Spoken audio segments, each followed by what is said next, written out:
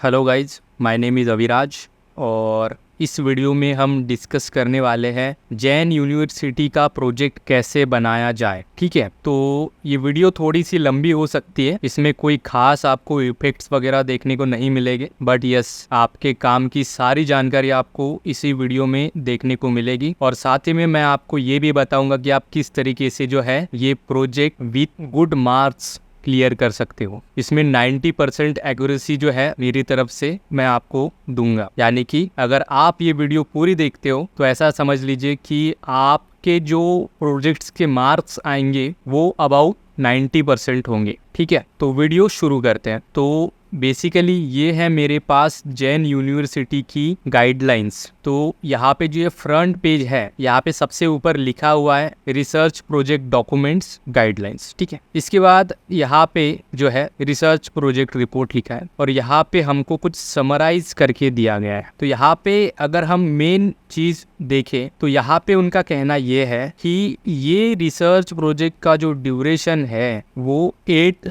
Week का होगा, यानी कि कॉलेज की तरफ से, जैन यूनिवर्सिटी की तरफ से आपको 8 वीक दिए जाएंगे जिसमें आप ये प्रोजेक्ट करो। अभी ऐसा नहीं है कि 8 वीक कहा है तो आपको 8 वीक पहले शुरू करना है प्रोजेक्ट, नहीं, हमें लिखना होगा कि इसमें 8 वीक हमने किस तरीके से किए। भले ही आप ये प्रोजेक्ट विद इन 1 डे बनाओ या विद इन 4-5 डे बनाओ, लेकिन आपने 8 वीक में किस तरीके से ये प्रोजेक्ट बनाया है इसके बारे में जो है आपको यहाँ पे लिखना हो। अभी ये आप कैसे लिख सकते हो ये मैं आपको आगे बताता हूँ। ठीक है, इसके बाद सेकंड पॉइंट यहाँ पे हमको देखने को मिलेगा जनरल गाइडलाइंस। तो जनरल गाइडलाइन में यहाँ पे जो है हमको एनेक्स्चर 1 फॉलो करना है। ठीक है, ये आगे के पेजेस पे हमको देखने को मिलेगा। इसके बाद यहाँ पे और एक पॉइंट है जहाँ पे हमको जो है कंपनी सर्टिफिकेट की तरफ से जो मतलब यहाँ पे लिखा है for a learner it is not mandatory to conduct a study on any organisation. इसका मतलब यहाँ पे ये जो सेकंड पॉइंट है ये बोलता है कि अगर आपने किसी कंपनी में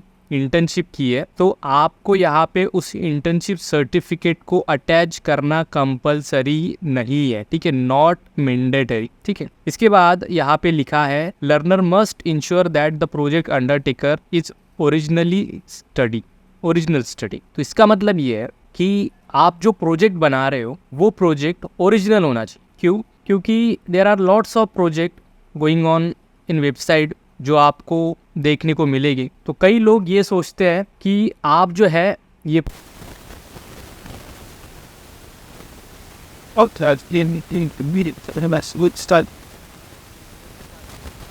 तो इस तरीके से अगर आप प्रोजेक्ट बनाते हो तो वो प्रोजेक्ट जो है यहाँ पे अप्लीकेबल नहीं होगा। आपकी ओरिजिनल स्टडी होनी चाहिए। अगर आप ओरिजिनल स्टडी नहीं करते हो तो आपका जो प्रोजेक्ट है वो रिजेक्ट होगा। अब वो रिजेक्ट कैसे होगा, उनको कैसे पता चलेगा कि आपने जो है ओरिजिनल प्रोजेक्ट नहीं यूज़ किया है? उसके लिए एक सॉफ्टवेयर होता है जो उनके पास है जिसका नाम है Turnitin, TURNITIN। तो वो सॉफ्टवेयर क्या करता है, वो ये सारी चीज़ें देखता है कि आपने जो है किस तरीके से ये प्रोजेक्ट बनाया है और कितना % जो है उसमें कॉपीड है। ठीक है, तो उसके पास मतलब जो आपके गाइड है उनके पास ऑथोरिटी होती है ये सारी चीज़ें चेक करने की। तो इनकेस अगर उनको ऐसा कुछ दिखता है वो आपका प्रोजेक्ट रिजेक्ट कर सकते हैं। ये वीडियो पूरी देखना, मैं आपको इस वीडियो में सारे सॉल्यूशन बताने वाला हूँ। तो गाइडलाइंस के साथ आप किस तरीके से अपना प्रोजेक्ट बना सकते हो ये सारी चीज़ें आपको यहीं पे पता चलनी। तो ये वीडियो को स्किप बिल्कुल भी मत कीजिएगा क्योंकि एट द एंड आपको सारी चीज़ें मेरी तरफ से दी जाएगी और मैं आपको इसका 100% सॉल्यूशन देने वाला हूँ। अगर आपको कुछ भी नहीं आ रहा है तो भी टेंशन लेने की कोई ज़रूरत नहीं है, बस इस वीडियो को लाइक कर दीजिए और कोई भी आपके डाउट है तो आप सबसे पहले इस चैनल को सब्सक्राइब करके नीचे कमेंट कर सकते हो क्योंकि मैं हर एक क्वेश्चंस के जवाब वहाँ पे देने वाला हूँ। ठीक है, इसके बाद यहाँ पे 4th पॉइंट लिखा है the research can be based on either primary data और secondary data depending on relevance of the study. ठीक है, तो यहाँ पे प्राइमरी डेटा और सेकेंडरी डेटा मतलब क्या होता है? तो देखो भाई, यहाँ पे 2 टाइप के प्रोजेक्ट जो है वो होते हैं। पहला होता है प्राइमरी डेटा। तो प्राइमरी डेटा मतलब क्या कि अगर हम किसी भी ऑर्गेनाइजेशन में, किसी भी कंपनी में इंटर्नशिप करते हैं, ठीक है, अगर हम किसी ऑर्गेनाइजेशन में, किसी कंपनी में इंटर्नशिप करते हैं तो उसे हम प्राइमरी डेटा कहते हैं, ठीक है। अगर हम किसी सेकेंडरी डेटा के थ्रू प्रोजेक्ट बनाते हैं, अब ये सेकेंडरी डेटा मतलब क्या होता है कि अगर आप ऐसे प्रोजेक्ट बनाते हैं जिसमें गूगल फॉर्म्स यूज किए जाए प्रोजेक्ट बनाने के लिए, मतलब आप किसी कंपनी में नहीं जा रहे हो, किसी कंपनी का वहाँ पे इन्वॉल्वमेंट नहीं है, फिर भी आप प्रोजेक्ट बना रहे हो, तो आपके लिए जो सोर्स रहेगा वो रहेगी लोग, सर्वे, ठीक है। तो अगर आप इस तरीके के सर्वे थ्रू ये प्रोजेक्ट बनाते हो तो उसे सेकेंडरी डेटा कहता है, ठीक है। इसके बाद यहाँ पे जो ये पॉइंट लिखा है, यहाँ पे कहा गया है कि ये learner should upload a synopsis of the research study as per the timeline given in the calendar of event. The format of the synopsis is provided in annexure 2। तो ये एनेक्स्चर 2 जो है ये हमको आगे के पेजेस में देखने को मिलेगा, और यहाँ पे इनका कहना है कि with in A time period आपको अपना प्रोजेक्ट जो है उसे अपलोड करना है, ठीक है। इसके बाद यहाँ पे जो है नेक्स्ट पॉइंट है, a learner should upload an interim report presentation PDF file on a research methodology as per timeline given in the calendar. मतलब सेम, सबसे पहले आपको सिनॉप्सिस अपलोड करना है, इसके बाद इंटरिम रिपोर्ट। अगर आपको ये दोनों चीज़ें नहीं पता है, अगर आपको सिनॉप्सिस क्या होता है ये भी नहीं पता है और इंटरिम रिपोर्ट क्या होता है वो भी नहीं पता है, तो वो मैं आपको क्लियर कर देता हूँ। सिनॉप्सिस मतलब होता है कि आप जो प्रोजेक्ट बना रहे हो उस प्रोजेक्ट का ट्रेलर क्या है। अगर हम पिक्चर देखते हैं तो उसमें एक ट्रेलर होता है, तो उसी ट्रेलर के जैसा एक सिनॉप्सिस जो आपको सबसे पहले अपलोड करना होता है अपने जैन पोर्टल के ऊपर। जब आप ये अपलोड करते हो तो अपलोड करने के बाद आपके गाइड चेक करते हैं। अभी आप ये पूछोगे कि इसे कैसे बनाना है, तो इसकी जो इन्फॉर्मेशन है वो एनेक्स्चर 2 में हमको देखने को मिलेगी। तो एनेक्स्चर 2 जो है वो आगे के पेजेस में है, तो इसे भी हम क्लियर करेंगे, ठीक है। अब जानते हैं इंटरिम रिपोर्ट क्या होता है। तो बेसिकली इंटरिम रिपोर्ट जो है वो है कि यहाँ पे आपने इसके अलावा, मतलब सिनॉप्सिस के अलावा इसमें क्या ऐड ऑन किया है। मतलब जब आप सिनॉप्सिस अपलोड करते हो तो आपके पास और भी टाइम पीरियड होता है इंटरिम रिपोर्ट अपलोड करने। तो यहाँ पे इंटरिम में ही जो है इंटर्म है, यानी कि मिड। तो यहाँ पे आपने जो है इन बिटवीन दैट, मतलब प्रोजेक्ट से पहले उसमें क्या क्या चेंजेस अप्रूवल मिलने के बाद, यानी कि सिनॉप्सिस के अप्रूवल के बाद आपने इंटरिम रिपोर्ट में क्या क्या डाला, तो इसका भी फॉर्मेट आपको एनेक्स्चर 2 में देखने को मिल जाएगा। यानी कि एनेक्स्चर 2 में आपको सिनॉप्सिस है, एनेक्स्चर 3 में आपको सिनॉप्सिस इंटरिम रिपोर्ट है, ठीक है। इसके बाद यहाँ पे बोला गया है a learner should upload A 5 minute video presentation of the project in the format provided in annexure 4।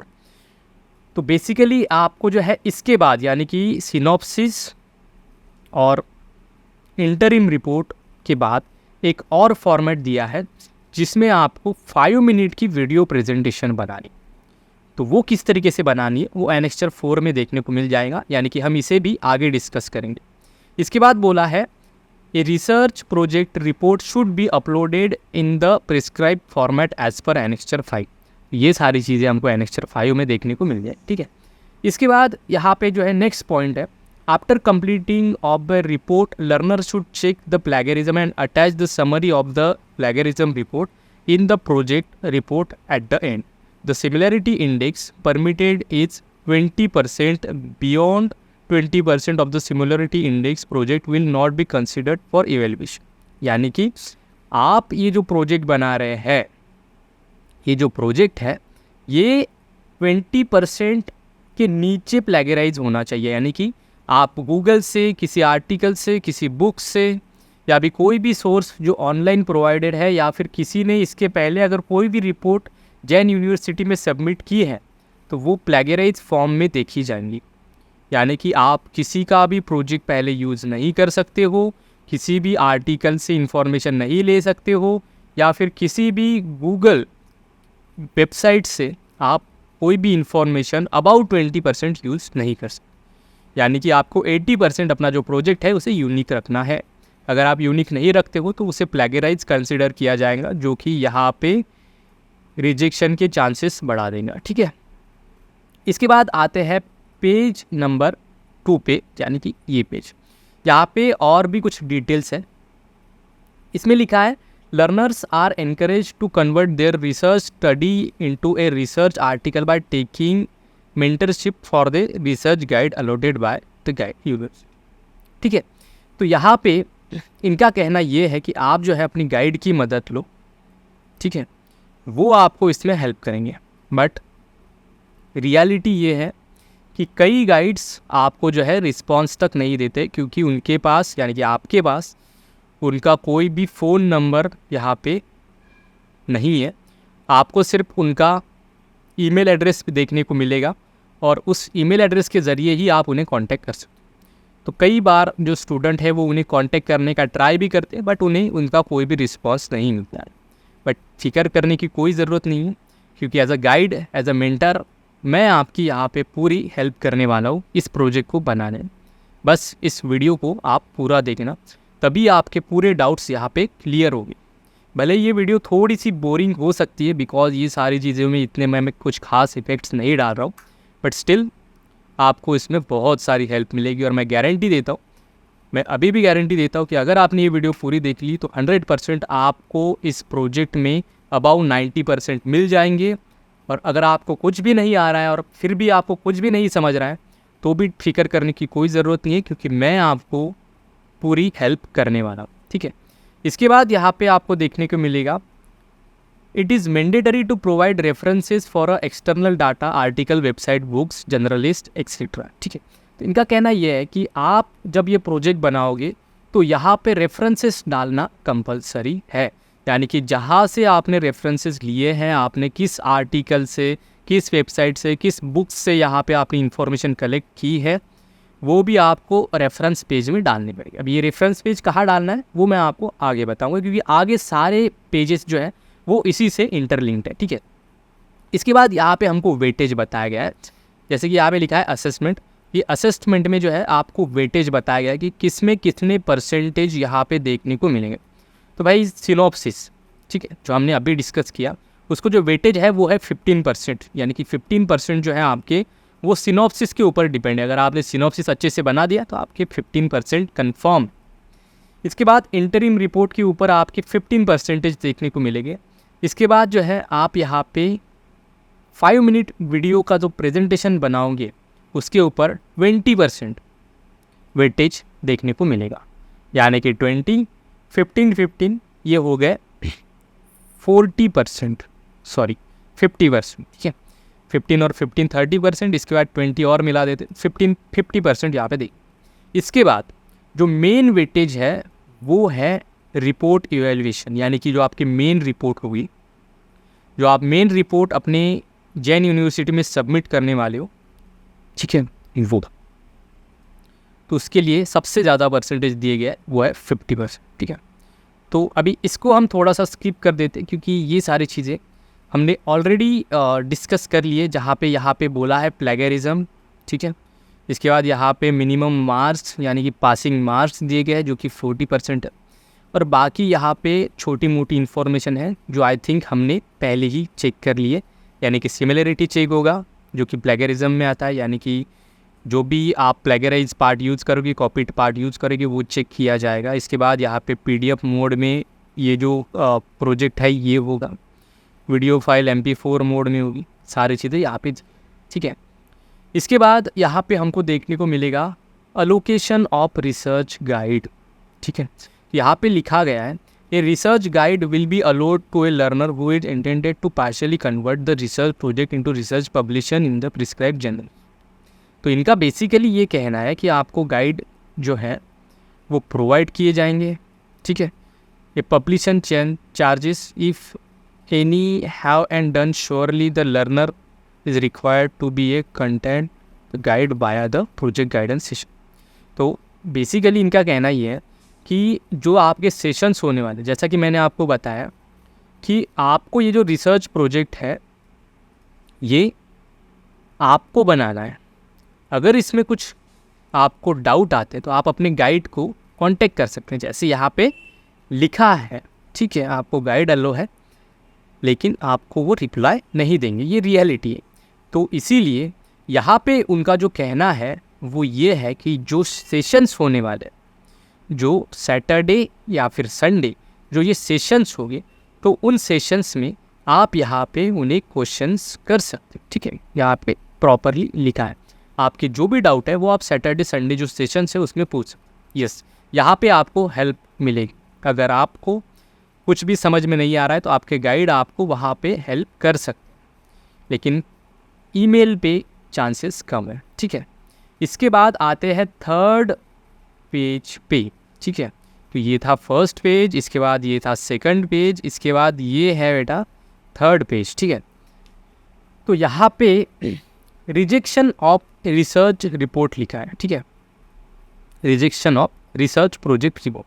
यहाँ पे आपको जो है चांसेस बताए हैं कि क्या क्या ऐसी चीज़ें हो सकती है जिसमें आपके रिजेक्शन के चांसेस हायर रहेंगे। तो यहाँ पे सबसे पहले लिखा है if it is found that it is not original work by the learner, यानी कि जो हमने डिस्कस किया था, अगर आपने जो है यहाँ पे कोई भी कॉपीड पार्ट यूज़ किया है तो वो सीधा सीधा रिजेक्ट हो जाएगा। इसके बाद बोला है if the data use is incorrect और आउटडेटेड, यानी कि अगर आप अपने प्रोजेक्ट में ऐसा डेटा यूज़ करते हो जो कि इनकरेक्ट है, यानी कि जो एक्यूरेट नहीं है, तो इसमें आपके रिजेक्शन के चांसेस होगी। या फिर आउटडेटेड, यानी कि मान लीजिए कि अगर आप प्रोजेक्ट जो है वो इस डेट पे बना रहे हो और आप जो है डेटा ऐसी डेट का यूज़ कर रहे हो जो कुछ सालों पहले थे, नहीं, ये आपकी रिसर्च प्रोजेक्ट है। रिसर्च प्रोजेक्ट का मतलब ही ये होता है कि आप जो है रियल टाइम डेटा यूज़ कर रहे हो। अगर आप जो है आउटडेटेड डेटा यूज़ करोगे तो वो आपके जो चांसेस है रिजेक्शन के वो बढ़ा देगा। ठीक है, इसके बाद यहाँ पे बोला है if the analysis is incorrect, यानी कि आपको जो है प्रोजेक्ट में डेटा एनालिसिस डालना कंपलसरी है, जो हम आपको आगे बताने वाले हैं। ठीक है, तो अगर आपका जो डेटा एनालिसिस है वो एक दूसरे से मैच नहीं करता है या फिर इनकरेक्ट है या फिर जो भी है, इन केस अगर आपके गाइड को लगता है कि ये सही नहीं है तो आपका प्रोजेक्ट रिजेक्ट हो जाएगा। इसके बाद यहाँ पे बोला है if the format used is not as per university guideline, यानी कि आगे जो गाइडलाइंस हमें बताई गई है सिनॉप्सिस, इंटरिम रिपोर्ट और प्रोजेक्ट के लिए, अगर वो एज पर यूनिवर्सिटी गाइडलाइन आप यूज़ नहीं कर सकते हो, अगर आपने वो यूज़ नहीं किया है तो आपका प्रोजेक्ट जो है वो यहाँ से रिजेक्ट हो जाएगा। ठीक है, इसके बाद यहाँ पे बोला है if the timeline are not meet by learner, यानी कि जो टाइमलाइन आपकी यूनिवर्सिटी की तरफ से दी गई है, अगर उस टाइमलाइन में उस डेट में अगर आप जो है अपना प्रोजेक्ट सबमिट नहीं करते हो तो आपका जो प्रोजेक्ट है वो वैसे ही अपलोड नहीं होगा। इसका मतलब बिना अपलोड किए ही आपके जो चांसेस है वो यहाँ से ज़ीरो हो जाएंगे। यानी कि अगर आपने विद इन टाइमलाइन अपना प्रोजेक्ट, इंटरिम रिपोर्ट और वीडियो फाइल अपलोड नहीं की तो डेफिनेटली आप यहाँ से फेल हो जाओगे, यहाँ से आपके चांसेस ज़ीरो है। ठीक है, इसके बाद यहाँ पे बोला है द सिमिलरिटी इंडेक्स बियॉन्ड 20%, यानी कि वही कि अगर आप जो है प्लेगराइज पार्ट यूज़ करते हो, अगर आप कॉपीड पार्ट यूज़ कर सकते हो तो यहाँ पे आपका जो प्लेगरिज्म है वो 20% अबाव अगर होता है तो आपका प्रोजेक्ट रिजेक्ट हो जाएगा। इसके बाद आते हैं आगे, तो यहाँ पे बोला है रिसर्च प्रोजेक्ट जर्नी। तो यहाँ पे हमको एक बेस जर्नी दी गई है। जैसा कि मैंने आपको बताया था कि यहाँ पे आपको जो प्रोजेक्ट है वो 8 वीक का बनाना है। ठीक है, तो 8 वीक जो है वो यहाँ पे आपको किस तरीके से बनाने हैं, किस तरीके से आप जो है उसे डिवाइड करोगे, तो उसकी जर्नी यहाँ पे हमको बताइए। जहाँ पे पहले वीक में, ठीक है, आपको यहाँ पे रिव्यू यानी कि literature review and gap analysis के ऊपर ध्यान देना है। तो ये आप कैसे करोगे वो भी मैं आपको आगे बताऊँ। इसके बाद सेकंड है finalisation of title and submission of synopsis, यानी कि आपको जो है सेकंड वीक में फाइनलाइज करना है अपना टाइटल, इसके बाद सबमिट करना है अपना सिनॉप्सिस। सिनॉप्सिस का फॉर्मेट अभी तक रिवील नहीं किया है, वो मैं आपको आगे बताऊँगा। ठीक है, इसके बाद थर्ड एंड फोर्थ वीक में आपको डेटा कलेक्शन के बारे में यहाँ पे बनाना है, यानी कि अपने प्रोजेक्ट में ध्यान देना। फिफ्थ एंड सिक्स वीक जो है उसमें डेटा एनालिसिस, इंटरप्रिटेशन और फाइलिंग, इन सारी चीज़ों के ऊपर आपको ध्यान देके आपको ये 5 to 6 वीक में ये वाली चीज़ें करनी है। इसके बाद 7th and 8th यानी कि इस वीक में आप final report writing and submission, इसके ऊपर ध्यान दोगे। यानी कि ये जो है 1 वीक से 6th वीक तक जो आप बनाओगे वो आपको रफ फाइल में बनाना है। ठीक है, और ये 7th एंड 8th वीक यानी कि ये जो 2 वीक है इसमें आपको फाइनल रिपोर्ट लिखनी है इसी बेस पे। 1 to 6 वीक की बेस पे आपको फाइनल रिपोर्ट 7 to 8 वीक में लिखनी है, ठीक है। इसके बाद आते हैं 4th पेज पे। तो 4th पेज में यहाँ पे हमको एनेक्स्चर 1 दिया गया। ये एनेक्स्चर 1 क्या है? एनेक्स्चर 1 वहाँ पे मेंशन ही नहीं किया है। तो एनेक्स्चर 1 जो है वो बेसिकली यहाँ पे आपको अपना टाइटल जो है उसे चूज़ करने में हेल्प आउट करता है, ठीक है। तो यहाँ पे आप देख सकते हो, यहाँ पे आपके इलेक्टिव लिखे हैं। तो ये इलेक्टिव क्या है? इलेक्टिव यानी सब्जेक्ट। हो सकता है आपने फाइनेंस लिया है, हो सकता है आपने मार्केटिंग लिया है, हो सकता है आपने ह्यूमन रिसोर्स मैनेजमेंट लिया है। इसके बाद ये भी हो सकता है कि आपने फाइनेंस एंड मार्केटिंग भी लिया हो। इसके बाद ये भी हो सकता है कि marketing and human resource management भी लिखा है। तो इसी तरीके से ये सारे जो स्पेशलाइजेशंस है ये आपको यहाँ पे देखने को मिलेंगे। यहाँ पे टोटल 11 स्पेशलाइजेशन, ठीक है। यहाँ पे 11 स्पेशलाइजेशन है, जहाँ पे प्रोजेक्ट मैनेजर भी है, इंफॉर्मेशन टेक्नोलॉजी मैनेजमेंट भी है। इसके बाद और भी कही है, यहाँ पे जनरल मैनेजमेंट भी है, ह्यूमन रिसोर्स मैनेजमेंट है, फाइनेंस मैनेजमेंट है, मार्केटिंग मैनेजमेंट है, ठीक है। ये सारे जो लिस्ट है ये आपको यहाँ पे देखने को मिली। तो बेसिकली उनका कहना ये है कि आप ये लिस्ट गो थ्रू करिए, यहाँ पे किस तरीके से उन्होंने टाइटल सजेस्ट किया। अभी ऐसा नहीं है कि फाइनेंशियल मैनेजमेंट अगर आपका यहाँ पे स्पेशलाइजेशन है तो आप इन्हीं टाइटल में से कुछ लो, नहीं, ये सिर्फ आपको फॉर एग्जाम्पल के लिए लिए है, ठीक है। जैसे कि यहाँ पे लिखा है working capital management eight ACC company limited, ठीक है। तो यहाँ पे हो सकता है कि आप ये टाइटल चूज़ करो और यहाँ पे कंपनी जो है कोई भी हो सकती, कोई भी कंपनी के ऊपर आप वर्किंग कैपिटल मैनेजमेंट के ऊपर प्रोजेक्ट बनाओ। तो उसी तरीके से यहाँ पे इन्होंने सजेस्ट किया कि मार्केटिंग मैनेजमेंट की कुछ इस तरीके से होता है, ह्यूमन रिसोर्स मैनेजमेंट के आप इस तरीके से बना सकते हो। लेकिन ऐसा नहीं है कि ये टॉपिक सिर्फ इतने हैं, ये बस उनकी तरफ से आपको सजेशन दिया गया है। इसके अलावा आप ह्यूमन रिसोर्स मैनेजमेंट के ऊपर कई सारे टॉपिक्स हैं वो ले सकते। अगर आपको इन टॉपिक्स को ढूंढने में कोई भी हेल्प चाहिए तो आप मुझे कांटेक्ट भी कर सकते हो, ठीक है। मेरा इंस्टाग्राम हैंडल है aviraj_kamble7। लिंक आपको डिस्क्रिप्शन में भी देखने को मिल जाएगी, ठीक है। बट फ़िलहाल आप इस वीडियो के ऊपर फोकस करिए, क्योंकि अभी तक मैंने मेन पॉइंट्स आपको नहीं बताया। क्योंकि जो अपना मेन मकसद है इस पूरी वीडियो को बनाने का, जो मेरा मेन मकसद है वो ये है कि आपको जो है इस प्रोजेक्ट में अच्छे मार्क्स मिले और आप गुड मार्क्स के साथ अपने इस प्रोजेक्ट को पास आउट करो, ठीक है। तो आगे की पूरी वीडियो देखना, मैं आपको आगे पूरी वीडियो में पूरा इन्फॉर्मेशन यहाँ पे आपको देने वाला हूँ। तो अभी बढ़ते हैं यहाँ पे 6th पेज के ऊपर, यानी कि एनेक्स्चर 2 सिनॉप्सिस फॉर्मेट। इसका वेटेज है 15%, जैसा कि हमने डिस्कस किया, ठीक है। तो ये जो एनेक्स्चर 2 है इसमें हमको सिनॉप्सिस फॉर्मेट दिया है। ये सिनॉप्सिस फॉर्मेट क्या है? तो सिनॉप्सिस में आपको क्या क्या करना है? तो सबसे पहले यहाँ पे सिनॉप्सिस में गया है टाइटल, यानी कि सबसे पहली चीज़ जो आपको अपने सिनॉप्सिस में मेंशन करनी है वो ये है कि आपको सबसे पहले अपना टाइटल लिखना है। टाइटल यहाँ पे आपको कुछ सजेस्ट किए है, ठीक है। वो टाइटल जो है वो आपको कुछ इस तरीके से सजेस्ट करना है जो हमको यहाँ पे दिए गए, ठीक है। तो आप अपने स्पेशलाइजेशन के हिसाब से यहाँ पे टाइटल देख सकते हो। ऐसा नहीं कि ऐसे ही टाइटल यूज़ करने, आप इससे मिलते जुलते जो भी आपके स्पेशलाइजेशन के हिसाब से मैच करते हैं वो आप ले सकते हो, ठीक है। तो सबसे पहले आपको टाइटल मेंशन करना है अपने सिनॉप्सिस के रिपोर्ट में। इसके बाद आपको यहाँ पे बोला है प्रॉब्लम स्टेटमेंट, ठीक है।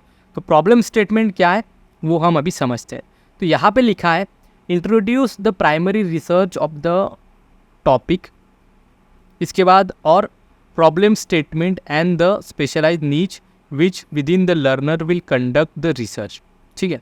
बेसिकली यहाँ पे प्रॉब्लम स्टेटमेंट में आएगा ऑब्जेक्टिव्स, यानी कि आपको किस तरीके से ये प्रोजेक्ट बनाना है, उसके पॉइंट्स क्या रहेंगे, इसमें प्राइमरी रिसर्च में क्या क्या पॉइंट्स रहेंगे, वो सारी चीज़ें आपको यहाँ पे ऑब्जेक्टिव्स ऑफ रिसर्च प्रोजेक्ट में लिखने। अगर आपको फिर भी नहीं समझ में आ रहा है तो भी टेंशन लेने की कोई ज़रूरत नहीं है। आगे मैं आपको सारी चीज़ें वन बाय वन और भी डीपली यहाँ पे बताऊँगा, ठीक है।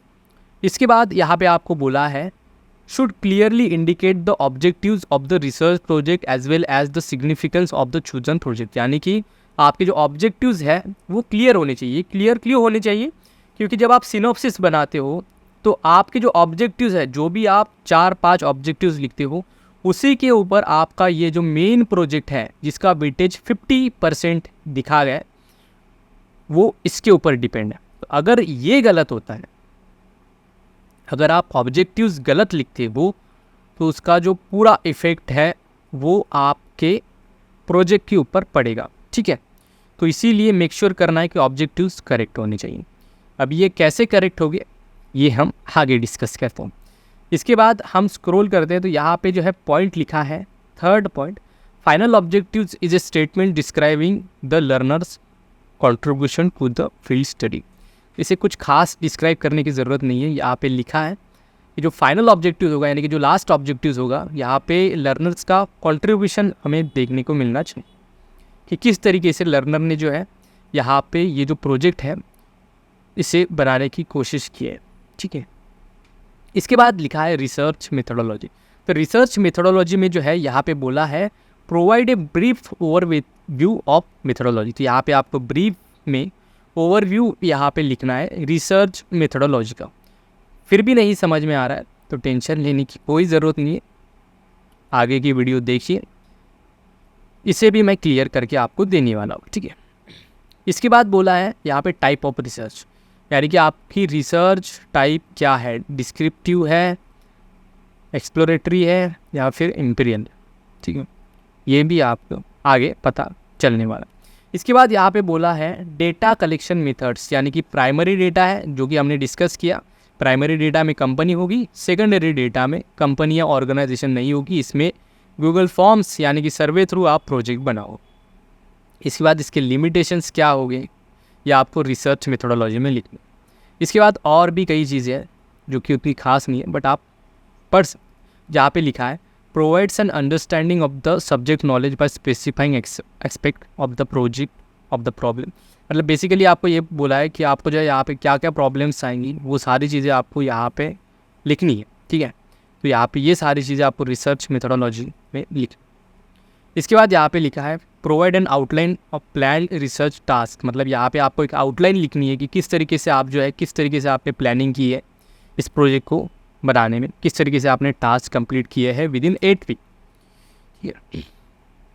इसके बाद आते हैं एनेक्स्टर 3 इंटरिम रिपोर्ट, जिसका भी वेटेज यहाँ पे आपको 15% देखने को मिलेगा, ठीक है। तो एनेक्स्टर 3 में आपको क्या क्या लिखना है वो हम यहाँ पे डिस्कस करें। तो एनेक्स्टर 3 में भी आपको यहाँ पे ऑब्जेक्टिव्स ऑफ प्रोजेक्ट लिखनी है। तो बेसिकली आपने यहाँ पे एनेक्स्टर 2 में भी जो है ऑब्जेक्टिव्स ऑफ रिसर्च प्रोजेक्ट लिखे हैं, तो वही आप यहाँ पे एनेक्स्टर 3 में कॉपी पेस्ट कर सकते हो। इसमें आपको कोई भी दिमाग लगाने की ज़रूरत नहीं है, ठीक है। इसके बाद आता है स्कोप ऑफ स्टडी। यह आपको लिखना है कि आपके प्रोजेक्ट में क्या स्कोप ऑफ स्टडी है, मेथोडोलॉजी। इसके बाद रहेगा रिसर्च डिज़ाइन। इसके बाद रहता है data collection method, sampling method if applicable और डेटा एनालिसिस टूल, ठीक है। तो यहाँ पे इन्होंने जो है इसको कहीं पे भी स्पेसिफाई नहीं किया है कि एग्जैक्टली इसमें क्या होगा, एग्जैक्टली मेथोडोलॉजी में क्या होगा, एग्जैक्टली रिसर्च डिज़ाइन में क्या होगा। तो अगर आपको इसमें कुछ भी डाउट आता है फिर भी टेंशन लेने की कोई ज़रूरत नहीं। इस वीडियो का अगर आप पूरा देखते हो, अगर आप इस वीडियो को लाइक करते हो, मेरे चैनल को सब्सक्राइब करते हो, तो डेफिनेटली मैं आपको जो है इसमें हेल्प आउट करूँगा, ठीक है। टेंशन लेने की कोई ज़रूरत नहीं। चलिए तो बढ़ते हैं नेक्स्ट पेज के ऊपर, ठीक है। तो ये है नेक्स्ट पेज यानी कि 7th पेज, जहाँ पे आपको यहाँ पे वीडियो प्रेजेंटेशन किस तरीके से बनाना है, वीडियो प्रेजेंटेशन में क्या क्या ऐड करना है उसके बारे में यहाँ पे लिखा है। तो वीडियो प्रेजेंटेशन बेसिकली यहाँ पे 20% कैरी करता है, ठीक है। तो वीडियो प्रेजेंटेशन में यहाँ पे साफ साफ लिखा है कि ये वीडियो जो आप बनाओगे, ये वीडियो जो है ये 5 मिनट का होना चाहिए, ठीक है। तो ये 5 मिनट का वीडियो जो है आपका भी, ऐसा नहीं है कि 5 मिनट लिखा है तो एकदम एग्जैक्ट आपको 5 मिनट का ही बनाना है। ये वीडियो जो है आप 4 मिनट या 6 मिनट का भी बना सकते, या आपके टाइटल के ऊपर डिपेंड है, आपकी इन्फॉर्मेशन के ऊपर डिपेंड है। बट यस, एक और चीज़ इस वीडियो फाइल बनाते वक्त आपको ध्यान में रखनी है, जो है इसकी साइज़। जब आप ये वीडियो फाइल बनाओगे, ठीक है, तो ये जो वीडियो रहेगी, इसकी जो साइज़ रहेगी वो आपको 5 to 6 MB के बीच में ही रखनी है। अगर आप इसे बहुत लो रखते हो तो वो विजिबल नहीं होगा, अगर बहुत हाई रखते हो तो वो अपलोड नहीं होगा, क्योंकि अपलोडिंग का भी एक क्राइटेरिया है जैन यूनिवर्सिटी की तरफ से, ठीक है। इसके बाद यहाँ पे बोला है कि इस वीडियो प्रेजेंटेशन में आपको क्या क्या चीज़ें फॉलो करने हैं। अभी आप मुझे बोलोगे, आपके मन में एक डाउट आ रहा होगा कि ये जो वीडियो प्रेजेंटेशन है, इसमें अगर आपको फेस शो करना है तो फिर क्लियरिटी में ये 4 चीज़ें होगी। लेकिन यहाँ पे कई गाइड्स जो है वो आपको ये बोलेगी कि आपको जो है यहाँ पे ये वीडियो प्रेजेंटेशन पावर पॉइंट के ऊपर बनाना है, यानी कि पीपीटी। आपको ये पीपीटी जो है ये बनानी है, और उस पीपीटी को बनाने के बाद आप उसकी वीडियो फाइल बनाओगे जिसमें ये सारी चीज़ हो। अभी यहाँ पे आपको जो है प्रोजेक्ट ऑब्जेक्टिव्स इस वीडियो में करने होंगे, इसके बाद रिसर्च मेथडोलॉजी इस वीडियो में डालनी होगी, इसके बाद प्रोजेक्ट आउटकम्स है जिसमें फाइंडिंग, कंक्लूजन एंड रिकमेंडेशंस आपको दिखाई देगा, यानी कि आपको इसका स्पेसिफिकेशन देना है। इसके बाद लास्ट में होगा लर्निंग एस्पेक्ट, यानी कि आपने क्या क्या लर्न, ठीक है। यहाँ पे प्राइमरी ऑब्जेक्टिव्स जो है वो आप ऑलरेडी यहाँ पे सिनॉप्सिस में कर चुके होंगे, ठीक है, यानी कि इंटरिम रिपोर्ट, तो इंटरिम रिपोर्ट में ऑलरेडी आपने ऑब्जेक्टिव्स ऑफ स्टडी लिखे होंगे, सीधा सीधा आप यहाँ पे उसे ले सकते।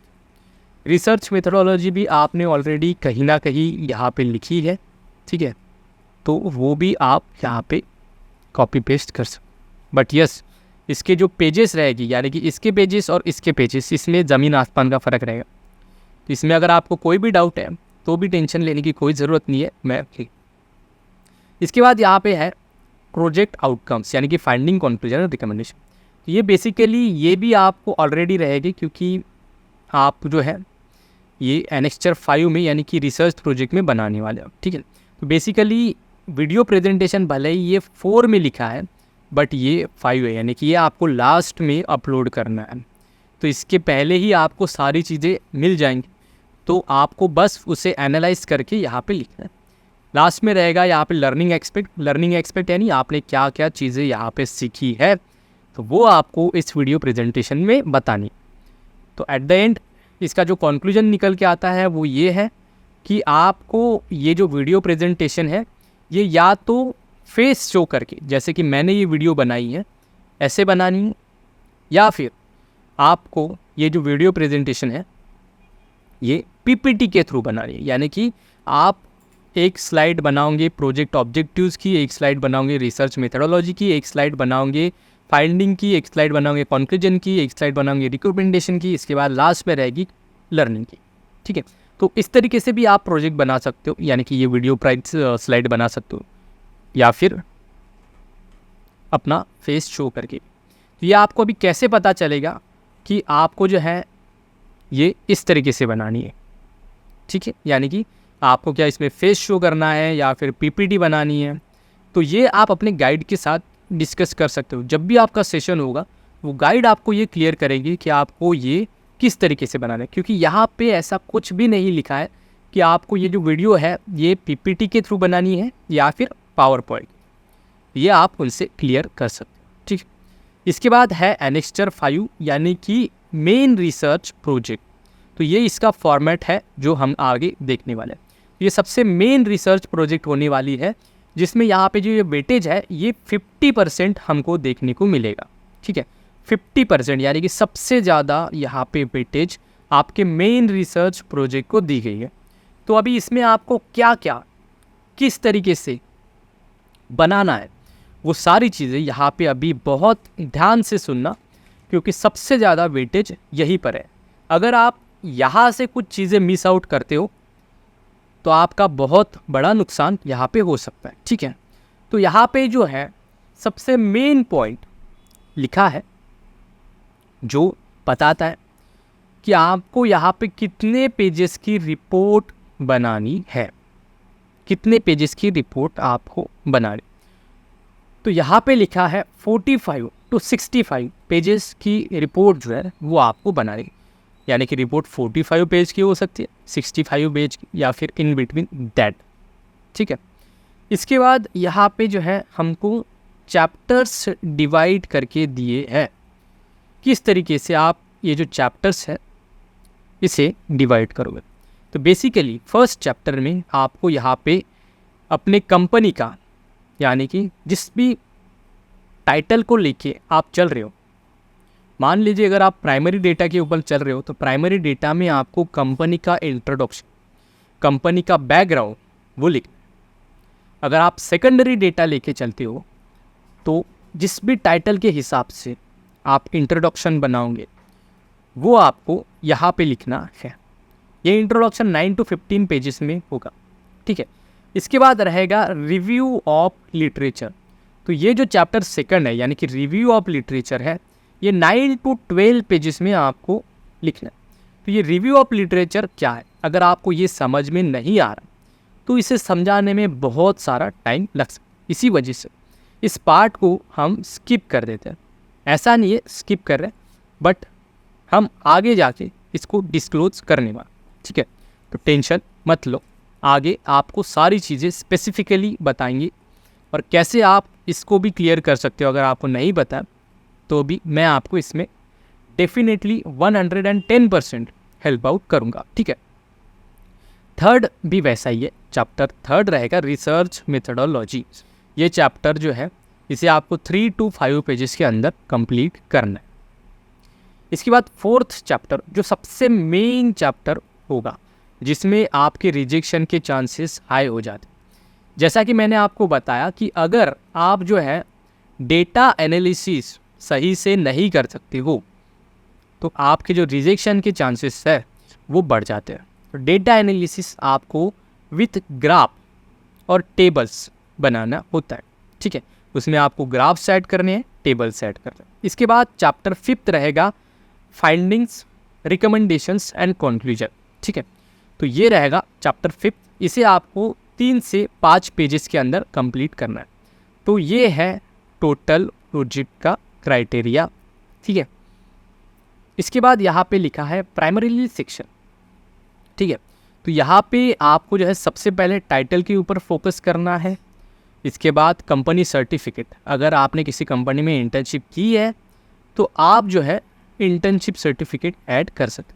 तो बेसिकली ये जो सेक्शन है ये हमको प्रोजेक्ट शुरू होने से पहले डालने हैं, यानी कि चैप्टर फर्स्ट जब स्टार्ट होगा उसके पहले जो है आप ये सारी चीज़ें लिखोगे, जिसमें फर्स्ट पेज में आपको यहाँ पे टाइटल ऑफ द प्रोजेक्ट देखने को मिलेगा। ऐसा नहीं है कि टाइटल ऑफ द प्रोजेक्ट लिखा है तो सिर्फ टाइटल ही लिखना है फर्स्ट पेज में। इसमें कई सारी चीज़ें आपको ऐड ऑन करनी है, जैसे कि आपका नाम, आपका यूएसएन नंबर, आपके गाइड का नाम, आपने जो टॉपिक सजेस्ट किया है वो, यानी कि टाइटल।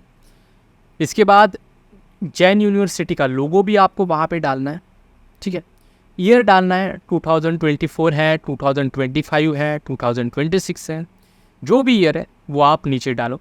इसके बाद आपको सेकंड पेज में कंपनी सर्टिफिकेट अटैच करना है, लेकिन अगर अप्लीकेबल हो, अगर आपके पास हो तो ही। अगर आपके पास नहीं है तो भी कोई दिक्कत नहीं है, क्योंकि यहाँ पे इफ़ अप्लीकेबल लिखा है, नहीं अटैच किया तो भी दिक्कत नहीं। इसके बाद यहाँ पे है डिक्लेरेशन ऑफ द स्टूडेंट, यानी कि आपको डिक्लेयर करना है। अभी यहाँ पे आपको क्या डिक्लेरेशन करना है, ठीक है, मैं आपको बता रहा हूँ। डिक्लेरेशन में आपको लिखना होता है कि ये जो प्रोजेक्ट है ये मैंने बनाया है, ये मेरा ओरिजिनल वर्क है, ये मैंने खुद से ओरिजिनली बनाया है, ये कहीं से भी प्लेगराइज नहीं है, और मैं ये ओथ लेता हूँ कि ये मैंने किसी भी दूसरे यूनिवर्सिटी में सबमिट नहीं किया है। ठीक है, तो इस तरीके से आपको जो है डिक्लेरेशन लिखना है। अगर आपको इसके बारे में भी जानकारी चाहिए, इसका फॉर्मेट चाहिए, तो भी टेंशन मत लो, मैं हूँ, मैं आपको ये भी बताऊँगा, ठीक है।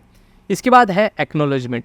बेसिकली एक्नॉलेजमेंट क्या है, आप एक्नॉलेज कर रहे हो किनको, आपके गाइड कि उन्होंने आपको इस प्रोजेक्ट को हेल्प आउट करने में मदद की। तो बेसिकली भले ही उन्होंने आपको गाइडेंस नहीं दिया है, गाइडेंस मैंने दिया है, बट स्टिल नाम आपको जो है उनका रखना है, क्योंकि आप यहाँ पे एक्नॉलेजमेंट उनके नाम के आगे दोगे, क्योंकि वही आपको अप्रूवल दोगे, मैं सिर्फ आपको इन्फॉर्मेशन दूंगा, तो नाम आपको उनका रखना है, ठीक है। तो जो भी आपके गाइड का नाम है वो आप इस एक्नॉलेजमेंट में यूज़ करोगे और वहाँ पे लिखोगे कि इन्होंने आपके इस प्रोजेक्ट को बनाने में बहुत ज़्यादा हेल्प की। और इसके बाद आप जो है जैन यूनिवर्सिटी को भी थैंकफुल मैसेज दोगे कि उन्होंने भी आपको ये प्लेटफॉर्म दिया जहाँ पे आप प्रोजेक्ट बना सकते हो, ठीक है। तो इसका भी फॉर्मेट मेरे पास है, मैं आपको वो भी दूंगा, मतलब डिक्लेरेशन और एक्नॉलेजमेंट ये दोनों चीज़ें आपको मिलने वाली, ठीक है। इसके बाद आपको यहाँ पे लिखा है एग्जीक्यूटिव समरी, ठीक है। तो बेसिकली इस प्रोजेक्ट के स्टार्ट होने से पहले ही आपको ये सारी चीज़ें लिखनी है, जिसमें जो फोर्थ 1 2 3 4 5 और 6 यानी कि 6 जो पेज रहेगा उसमें आपको एग्जीक्यूटिव समरी है। तो एग्जीक्यूटिव समरी बेसिकली क्या है कि आपको जो है समराइज़ करना है ये प्रोजेक्ट में पूरा क्या है, यानी कि आपने ये पूरे प्रोजेक्ट में एग्जैक्टली क्या क्या किया है वो आपको समराइज़ करके एक पेज में लिखना है। जैसे कि हम जब छोटे थे या फिर किसी भी बुक को जब हम पढ़ते थे तो उसमें समरी होती थी, सार होता था, ठीक है। तो वो सार आपको समरी में लिखना है। इसके बाद रहता है टेबल ऑफ कंटेंट्स। तो टेबल ऑफ कंटेंट्स तो बेसिकली यहीं पे लिखा है, लेकिन ये टेबल ऑफ कंटेंट तो है, लेकिन ये पूरा टेबल ऑफ कंटेंट नहीं है। टेबल ऑफ कंटेंट में आपको यहाँ पे चैप्टर्स के नाम होगी, यहाँ पे टाइटल में जो है आपको अपने चैप्टर्स के नाम के साथ 1.1 में क्या लिखा है, 1.2 में क्या लिखा है और उसके पेज नंबर क्या है, वो सारी चीज़ें आपको टेबल ऑफ कंटेंट्स में लिखनी है। ये भी मैं आपको एक्यूरेटली आगे बताऊंगा। इसके बाद रहता है लिस्ट ऑफ टेबल्स, ठीक है। तो लिस्ट ऑफ टेबल्स में जो है आपको आपके प्रोजेक्ट में जितने भी टेबल्स हैं, जैसे कि ये टेबल है, ठीक है, ये टेबल, तो ऐसे जैसे टेबल्स हैं वो आपको यहाँ पे लिस्ट ऑफ टेबल में मेंशन कर। इसके बाद लिस्ट ऑफ ग्राफ्स। तो बेसिकली अगर हम एग्जांपल देखा जाए तो लिस्ट ऑफ ग्राफ्स और लिस्ट ऑफ टेबल्स आपको डेटा एनालिसिस में देखने को मिल जाएंगे, क्योंकि इसे बनाने में आपको ग्राफ्स भी बनाने होते हैं और टेबल्स भी, ठीक है। तो ये रहेगा लिस्ट ऑफ ग्राफ्स और लिस्ट ऑफ टेबल्स, ये दोनों आपको सेपरेट पेज पे बनाने हैं और साथ में टेबल ऑफ कंटेंट्स भी, ठीक है। इसके बाद यहाँ पे दिखा है सेक्शन बी, ठीक है। तो वही जो मैंने अभी आपको बताया, चैप्टर फर्स्ट में इंट्रोडक्शन एंड बैकग्राउंड तो होगा ही, साथ में 1.1 में पर्पस ऑफ स्टडी है, यानी कि ये रहेगा पेड़ और ये रहेंगे इसके पत्ते, ठीक है। यानी कि चैप्टर फर्स्ट में 1.1 से 5 तक आपने क्या क्या लिखना है वो सारी चीज़ें यहाँ पे लिखी है, जहाँ पे पर्पस ऑफ स्टडी है, इसके बाद इंट्रोडक्शन ऑफ द टॉपिक है, इसके बाद ओवरव्यू ऑफ थ्योरेटिकल कंसेप्ट है, कंपनी है, ओवरव्यू ऑफ इंडस्ट्री है, इसके बाद यहाँ पे एनवायरमेंटल एनालिसिस है। अगर आपको इसके बारे में कुछ भी नहीं पता है तो टेंशन मत लीजिए, इस वीडियो को बस पूरा देखिए, मैं आपको 110% इसमें हेल्प आउट करूँगा, ठीक है। अगर आप इस वीडियो को लाइक करते हैं, नीचे कमेंट करते हैं, अपने दोस्तों के साथ अपने ग्रुप्स में इस वीडियो को अगर शेयर करते हैं, तो definitely I gonna help you, definitely and 110% आपका प्रोजेक्ट अच्छे से बन जाएगा, आपको अच्छे मार्क्स मिल जाएंगे, इसकी गारंटी जो है वो मेरी है, ठीक है। इसके बाद यहाँ पे चैप्टर सेकंड में है रिव्यू ऑफ लिटरेचर। तो बेसिकली गैप एनालिसिस रहेगा, डोमेन है, टॉपिक स्पेसिफिक रिव्यू है, ठीक। तो रिव्यू करना है आप, ये भी अगर आपको नहीं समझ में तो आप टेंशन मत। चैप्टर थर्ड में रिसर्च मेथडोलॉजी है, जहाँ पे 3.1 में ऑब्जेक्टिव ऑफ स्टडी जो हमने पहले ही डिस्कस कर लिया, स्कोप ऑफ स्टडी जो कि मैंने आपको पहले ही बताया, मेथडोलॉजी भी डिस्कस कर ली है।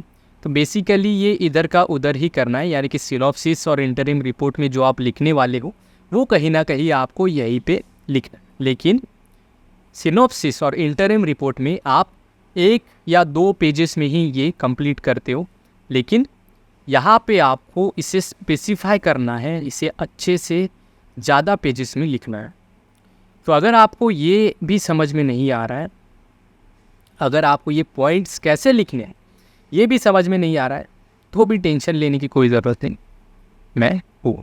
ठीक है, चैप्टर 4 में डेटा एनालिसिस है, जिसमें जैसा कि मैंने आपको बताया यहाँ पे चैप्टर्स 4 में आपको टेबल्स लिखने हैं, चार्ट्स यानी कि ग्राफ्स बताने, एनालिसिस करना है और उसका इंटरप्रिटेशन करना है। इंटरप्रिटेशन जो है वो बेसिकली इसी टेबल्स चार्ट के ऊपर डिपेंड होगा। ठीक है, उसका एग्जाम्पल जो है हम आपको आगे बताएंगे। इसके बाद रहेगा chapter 5 findings, recommendation and conclusion. तो फाइंडिंग्स क्या थी, ठीक है, जनरल फाइंडिंग्स क्या थी, इसके बाद यहाँ पे रिकमेंडेशन क्या रहेगी, कॉन्क्लूजन क्या रहेगा, अब ये सारी चीज़ें आपको यहाँ पे लिखनी है।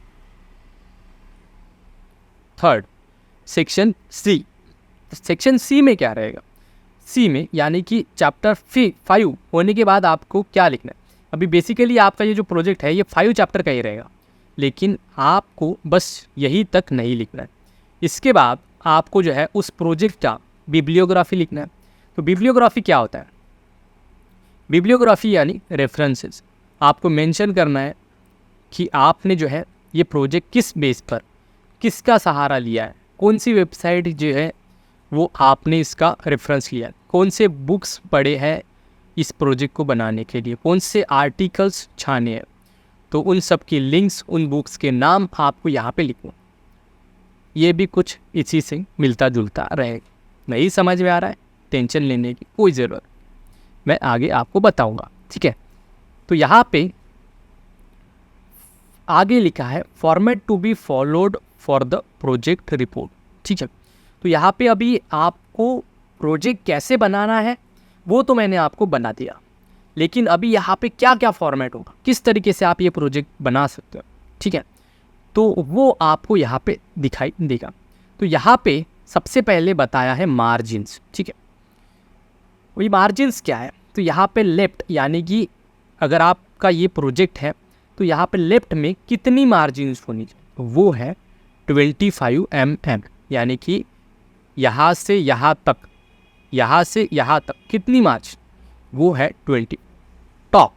टॉप यानी ये, तो जैसे कि आप यहाँ पे देख सकते हो यहाँ पे कुछ भी मार्जिन्स नहीं छोड़ी, तो यहाँ पे 25 मार्जिन यानी 25 कहाँ तक आएंगी, यहाँ तक कितना मार्जिन रहेगा, यहाँ से यहाँ तक जो है मार्जिन रहेगा टॉप से। राइट में यहाँ से यहाँ तक यानी कि 25 mm, यहाँ बॉटम में भी 25 mm। ठीक है, इसके बाद यहाँ पे बोला है फॉन्ट साइज। तो फॉन्ट साइज बेसिकली क्या है, फॉन्ट साइज है 14। अभी ये फॉन्ट साइज आप कहाँ से चूज़ कर सकते, चलिए मैं आपको यहाँ पे एक रिव्यू भी दे देता हूँ। ठीक है, तो बेसिकली आपको ये जो प्रोजेक्ट है ये वर्ड फाइल में ही बनाना है। तो अभी मैं आपको यहाँ पे वर्ड फाइल ओपन करके जो है दिखा देता हूँ कि आप किस तरीके से जो है फॉन्ट साइज़ यहाँ पे ले सकते। तो अगर आप मान लीजिए कि यहाँ पे कुछ भी लिखते हैं, ठीक है, तो यहाँ पे अगर आप इस तरीके से कुछ भी लिख, उसका जो फॉन्ट साइज़ है वो आप यहाँ से देखने को मिलेगा। ठीक है, जब मैक्सिमाइज़ करता हूँ तो यहाँ पे आपको बहुत सारे फॉन्ट्स देखने को मिलेंगे, लेकिन आपको यहाँ पे टाइम न्यू रोमन ये फॉन्ट आपके प्रोजेक्ट के लिए यूज़ करना है। ठीक है, टाइम न्यू रोमन आपको इसलिए यूज़, ठीक है। इसके बाद यहाँ आपको बोला है कि आपको जो है यहाँ पे लाइन जो है वो 1.5 की स्पेस से लिखना। ये 1.5 की स्पेस कहाँ से, मान लीजिए कि आप जो है यहाँ पे प्रोजेक्ट बना रहे हो और उस प्रोजेक्ट में कई लाइन्स, जैसे कि यहाँ पे ये दूसरी लाइन्स, यहाँ पे ये तीसरी लाइन, अभी इनके बीच में कितनी स्पेस होनी चाहिए। ठीक है, तो कितनी स्पेस होनी चाहिए वो आप कैसे डिसाइड करोगे, तो यहाँ पे पैराग्राफ में आपको यहाँ पे लाइंस का ये आपको 1.5 में, यानी कि इसकी जो स्पेस है वो आपको 2 नहीं रखनी है, 2.5 नहीं रखनी है, वो 1.5 आपको रख।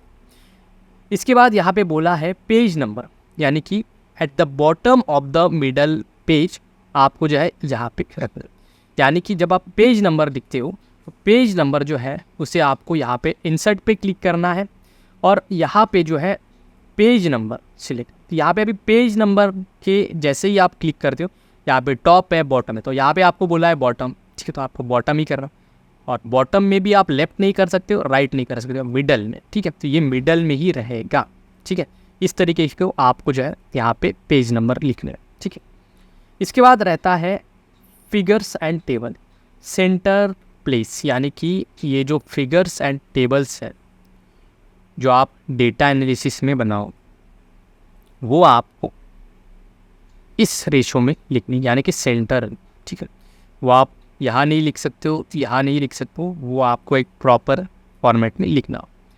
इसके बाद आपको यहाँ पे एनेक्स्चर 6 लिखा है लीस्ट ऑफ जनरल्स, तो बेसिकली ये नहीं लिखा तो भी चलेगा, ठीक है।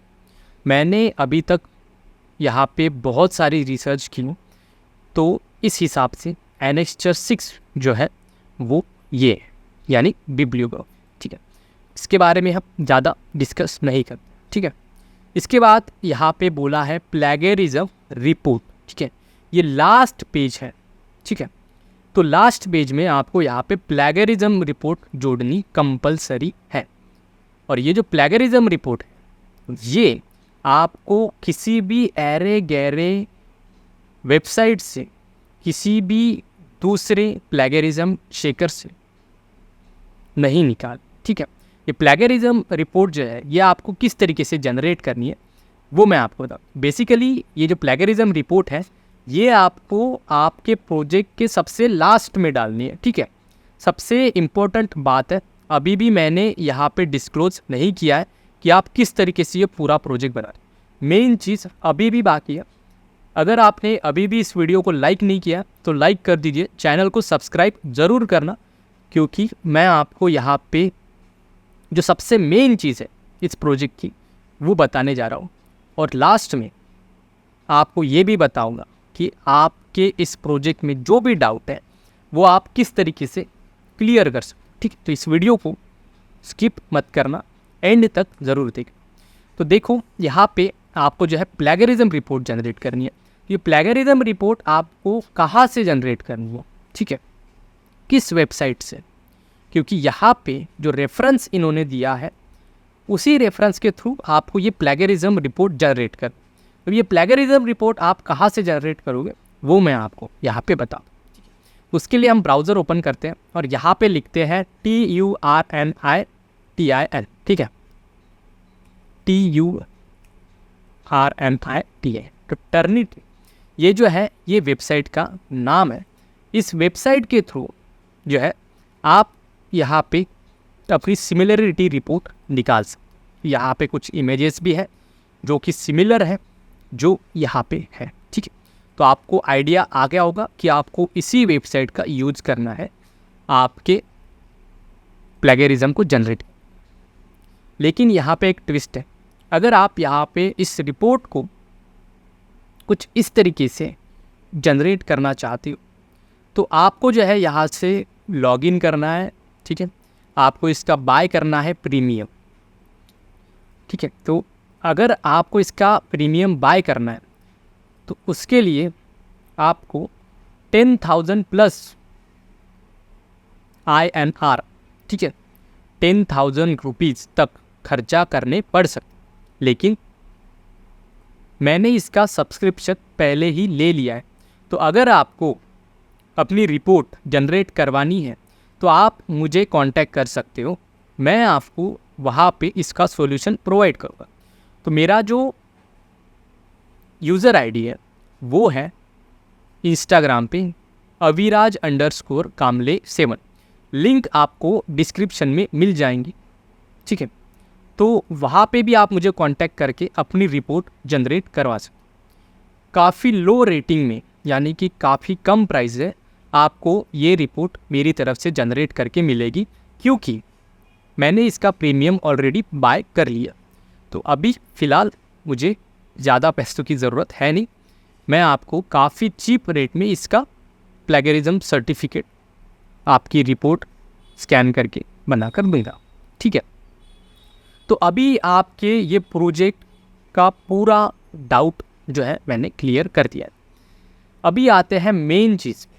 ठीक है, मेन चीज़ ये है कि अगर आपको इन टॉपिक में से जो मैंने आपको यहाँ पे प्रॉपरली बताया है उसमें से कोई भी चीज़ समझ में नहीं आई है या फिर कन्फ्यूजन, या फिर आपको लगता है कि आप जो है इस प्रोजेक्ट को प्रॉपरली नहीं बना सकते, या फिर आपके रिजेक्शन के चांसेस बहुत हाई है, या कुछ भी आपको इसमें डाउट है, तो आप जो है मुझे पूछ सकते हो मेरे इंस्टाग्राम पे। ठीक है, मेरा इंस्टाग्राम हैंडल आपके स्क्रीन के ऊपर दिखाई दे रहा है, लिंक ऑलरेडी डिस्क्रिप्शन में।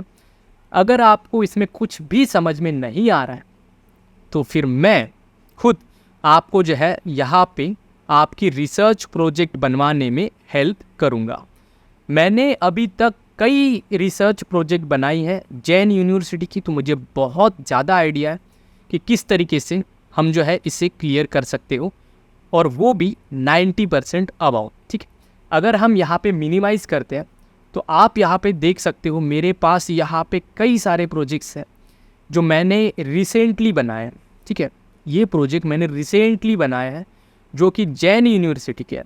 ठीक है, जैन यूनिवर्सिटी की ये प्रोजेक्ट है। किस तरीके से मैंने इन्हें बनाया है वो आप यहाँ पे देख सकते हो। कई सारे प्रोजेक्ट्स आपको देखने को मिलेंगे, जैसे कि अगर हम यहाँ पे इनका प्रोजेक्ट ओपन करके देखते हैं तो यहाँ पे आप देख सकते हो फोल्डर में सारी चीज़ें। अभी अगर हम इसे ओपन करते हैं तो बेसिकली मैं आपको एक ओवरव्यू दे देता हूँ किस तरीके से मैंने इनका प्रोजेक्ट बनाकर दिया है, जिसमें यहाँ पे आपको फॉर्मेट भी देखने को मिलेगा। ठीक है, डिक्लेरेशन का, सर्टिफिकेट का, एक्नॉलेजमेंट का। तो बेसिकली मैंने इस तरीके के प्रोजेक्ट यहाँ पे लोगों को बनवा कर दिए हैं, जहाँ पे आपको सारी चीज़ 1 बाय 1 देखने को मिल रही है। ठीक है, रेफरेंसेस सारी चीज़ें प्रॉपरली मैंने मिल। तो अगर आप इस तरीके के प्रोजेक्ट बनवाने में इंटरेस्टेड हो तो आप मुझे कांटेक्ट कर सकते हो मेरे इंस्टाग्राम पे। मैं आपको काफ़ी चीप रेट में सिनॉप्सिस, इंटरिम रिपोर्ट और प्रोजेक्ट बनाकर दूंगा। ठीक है, इनकेस अगर आपका इंस्टाग्राम नहीं है तो आप मुझे कांटेक्ट कर सकते हो मेरे जीमेल पे। मेरा जीमेल एड्रेस है contenthack7@gmail.com। वहाँ पे भी आप मुझे पूछ सकते हो, मैं वहाँ पे भी आपको सारे जवाब दूंगा। अगर आपको ये वीडियो पसंद आई होगी तो इस वीडियो को लाइक करें, चैनल को सब्सक्राइब करें और अपने दोस्तों के साथ इसे शेयर ज़रूर करें। वीडियो देखने के लिए बहुत बहुत शुक्रिया। मिलते हैं इंस्टाग्राम पे या फिर जीमेल पे। Thank you so much.